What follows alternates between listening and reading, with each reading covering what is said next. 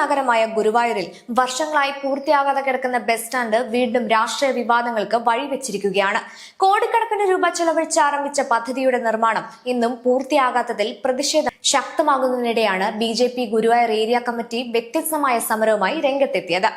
ഗുരുവായൂരിലെ പ്രധാന വികസന പദ്ധതികളിലൊന്നായി പ്രഖ്യാപിക്കപ്പെട്ട ബസ് സ്റ്റാൻഡ് നിർമ്മാണം വർഷങ്ങൾ പിന്നിട്ടിട്ടും പൂർത്തിയാകാതെ കിടക്കുകയാണ്.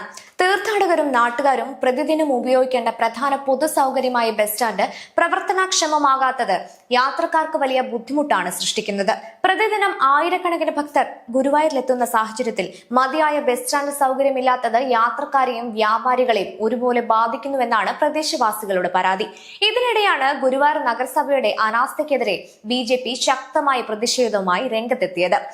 സമരത്തിന്റെ ഭാഗമായി പ്രതിഷേധ വേദിയിൽ തന്നെ പ്രതീകാത്മക ബസ് സ്റ്റാൻഡ് നിർമ്മിച്ചായിരുന്നു BJP പ്രവർത്തകരുടെ പ്രതിഷേധം. നഗരസഭയ്ക്ക് വർഷങ്ങളായി ചെയ്യാൻ കഴിയാത്ത കാര്യം പ്രതീകാത്മകമായി ജനങ്ങൾക്ക് മുന്നിൽ അവതരിപ്പിച്ചാണ് ഭരണകൂടത്തിനെതിരെ പ്രതിഷേധം രേഖപ്പെടുത്തിയത്.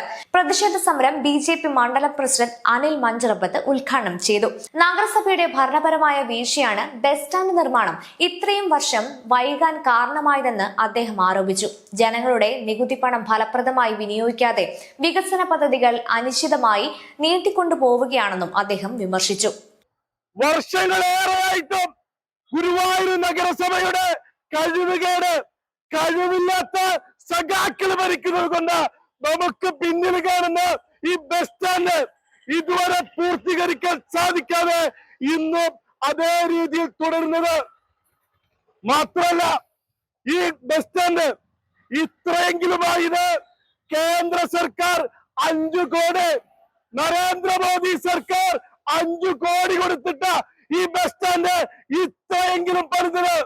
ബസ് സ്റ്റാൻഡ് നിർമ്മാണം യുദ്ധകാലാടിസ്ഥാനത്തിൽ പൂർത്തിയാക്കി ജനങ്ങൾക്ക് തുറന്നു കൊടുക്കാൻ നഗരസഭ തയ്യാറാകണമെന്നും BJP ആവശ്യപ്പെട്ടു.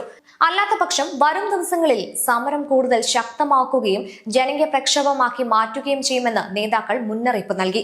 ഗുരുവായൂരിലെ പ്രധാന വികസന പദ്ധതിയായ ബസ് സ്റ്റാൻഡിന്റെ നിർമ്മാണം എപ്പോൾ പൂർത്തിയാകുമെന്ന ചോദ്യമാണ് ഇപ്പോൾ നാട്ടുകാരും തീർത്ഥാടകരും ഉയർത്തുന്നത്. ഏരിയ പ്രസിഡന്റ് പ്രദീപ് പണിക്കാശ്ശേരി അധ്യക്ഷത വഹിച്ചു.